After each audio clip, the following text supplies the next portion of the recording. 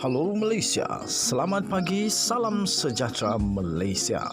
Malaysia kita punya, cintai Malaysiaku, kita jaga kita. Sebelum kita mulakan berita hangat pada hari ini, untuk anda yang baru pertama kali, silalah untuk sudi tekan butang subscribe, like dan share. Sila juga tinggalkan komen anda kerana setiap komen anda amatlah dihargai. Berita hangat hari ini daripada channel ini, Denyut nadi suara rakyat bergema terus-menerus di dalam channel ini. Setiap hari kita membawakan berita-berita terbaru yang pastinya dinantikan oleh seluruh rakyat Malaysia. Kita akan mulakan berita kita. 1, 2, 3. Berita mula sekarang. Salam sejahtera Malaysia. Selamat pagi. Berita terkini daripada malaysiakini.com. 8 Ogos 2022 bertajuk 3 dokumen penting isu LCS perlu diklasifikasi. Berita penuh.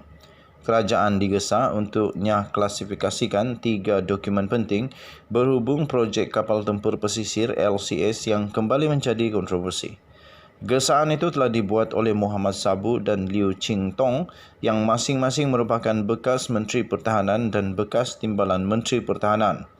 Katanya, kami menyeru agar Menteri Pertahanan Hishamuddin Hussein dan kerajaan membuat keputusan di mesyuarat Kabinet pada hari Rabu ini untuknya klasifikasikan dokumen-dokumen penting berikut supaya seluruh rakyat Malaysia lebih memahami isu di belakang skandal LCS dan kami dapat bersama mencari jalan penyelesaian. Katanya lagi, tanpanya klasifikasi dokumen-dokumen ini, banyak soalan akan kekal tidak terjawab, kata mereka dalam satu kenyataan bersama pada hari ini.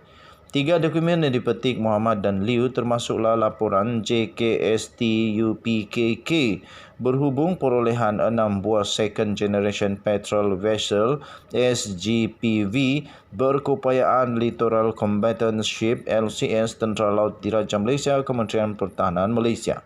Laporan itu diterbitkan oleh Jawatankuasa Siasatan Tadbir Urus Perolehan dan Kewangan Kerajaan JKSTUPKK yang dipengerusikan oleh bekas Ketua Audit Negara Amrin Buang.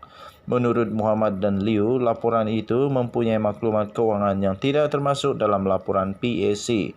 JKSTUPKK ditubuhkan oleh Kerajaan PH pada 30 Mei 2018 di atas gesaan Muhammad ketika menjadi menteri. 2 dokumen lain yang digesa diklasifikasikan ialah laporan pengauditan forensik projek LCS dari tahun 2019 oleh Boston Naval Shipyard BNS dan 10 pucuk surat yang ditulis oleh Mentan Panglima Tentera Laut Laksamana Abdul Aziz Jaafar. Laporan pengauditan forensik ini adalah amat penting kerana mempunyai butiran tentang pihak yang bertanggungjawab di peringkat operasi projek, kata Muhammad dan Liu. Kedua-dua pemimpin PH itu juga turut menyatakan kekecewaan kerana teguran dan amaran Abdul Aziz tidak dilayan oleh Perdana Menteri pada masa itu iaitu Najib Razak dan Menteri Pertahanan pada ketika itu Ahmad Zahid Hamidi. Untuk mendapatkan jalan keluar bagi skandal LCS yang melibatkan berbilion ringgit ini, katanya, Kabinet Malaysia perlu segera diklasifikasikan dokumen-dokumen ini, tegas mereka. Projek LCS menjadi tumpuan selepas hasil siasatan Jawatankuasa Kira-kira Wang Negara PAC didedahkan di Parlimen minggu lalu. PAC mendedahkan 9 prosiding berhubung isu LCS bermula 18 November 2020 mendapati tiada satu kapal LCS telah disiapkan walaupun kontrak projek itu yang diberikan secara rundingan terus bernilai 6.083 bilion memperuntukkan 5 kapal seharusnya telah disiapkan dan diserahkan setakat Ogos 2022. PAC juga mendapati ada banyak kelemahan yang berlaku termasuk keengganan pihak yang berkenaan menerima pandangan Tentera Laut Diraja Malaysia TLDM di sebalik hakikat bahawa mereka adalah pengguna akhir LCS tersebut. Beberapa nama yang dikaitkan dengan isu berkenaan termasuk Najib dan Zahid.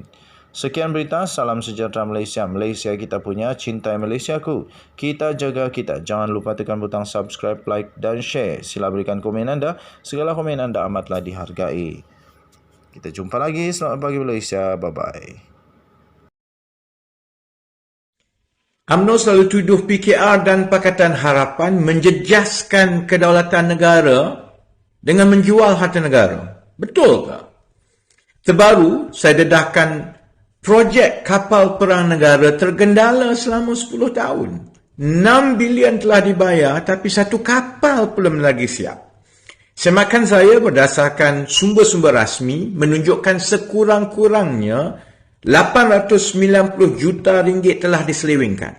Siapa Perdana Menteri semasa semua ini berlaku? Najib. Siapa Menteri Pertahanan yang beri surat lantikan dalam tahun 2011? Zahid. Siapa Menteri Pertahanan semasa kontrak rundingan terus tahun 2014? Hishamuddin. Semua pimpinan utama UMNO. Hidup UMNO, hidup Melayu, kata mereka.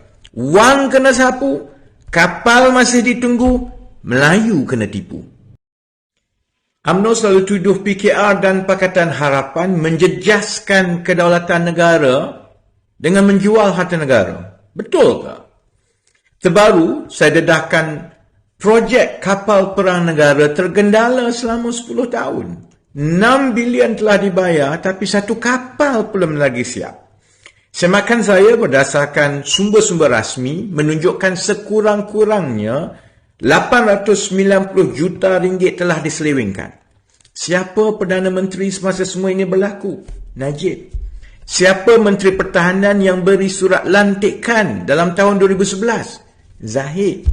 Siapa Menteri Pertahanan semasa kontrak rundingan terus tahun 2014? Hishamuddin. Semua pimpinan utama UMNO. Hidup UMNO, hidup Melayu, kata mereka. Wang kena sapu, kapal masih ditunggu, Melayu kena tipu. UMNO selalu tuduh PKR dan Pakatan Harapan menjejaskan kedaulatan negara dengan menjual harta negara. Betul ke? Terbaru, saya dedahkan projek kapal perang negara tergendala selama 10 tahun. 6 bilion telah dibayar tapi satu kapal belum lagi siap. Semakan saya berdasarkan sumber-sumber rasmi menunjukkan sekurang-kurangnya 890 juta ringgit telah diselewengkan. Siapa Perdana Menteri semasa semua ini berlaku? Najib. Siapa Menteri Pertahanan yang beri surat lantikan dalam tahun 2011? Zahid. Siapa Menteri Pertahanan semasa kontrak rundingan terus tahun 2014? Hishamuddin. Semua pimpinan utama UMNO. Hidup UMNO, hidup Melayu, kata mereka. Wang kena sapu, kapal masih ditunggu, Melayu kena tipu. UMNO selalu tuduh PKR dan Pakatan Harapan menjejaskan kedaulatan negara dengan menjual harta negara. Betul ke? Terbaru, saya dedahkan projek kapal perang negara tergendala selama 10 tahun. 6 bilion telah dibayar tapi satu kapal belum lagi siap. Semakan saya berdasarkan sumber-sumber rasmi menunjukkan sekurang-kurangnya 890 juta ringgit telah diselewengkan. Siapa Perdana Menteri semasa semua ini berlaku? Najib.